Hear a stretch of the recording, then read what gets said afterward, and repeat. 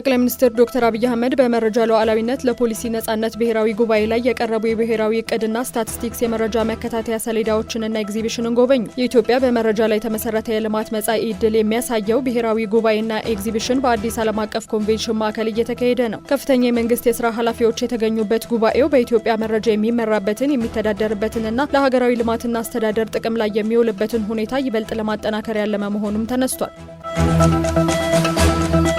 በሀገሪቱ አብዛኞቹ አካባቢዎች ላይ ምርጫ ለማድረግ አስቻይ ሁኔታ መኖሩን የኢትዮጵያ ብሔራዊ ምርጫ ቦርድ የክትትል ቡድኖች ሪፖርት አመላከተ። ቦርዱ ስምሪት የሰጣቸው የክትትል ቡድኖች 7ኛው ጠቅላላ ምርጫ የሚካሄድባቸውን አካባቢዎች የጸጥታ ሁኔታን በተመለከተ ዝርዝር ሪፖርት አቅርቧል። የስምሪት ቡድኑ ሪፖርቱን ለቦርዱና ለባለ ድርሻ አካላት ያቀረበ ሲሆን በአብዛኞቹ አካባቢዎች ምርጫ ለማድረግ አስቻይ ሁኔታ መኖሩን አረጋግጧል።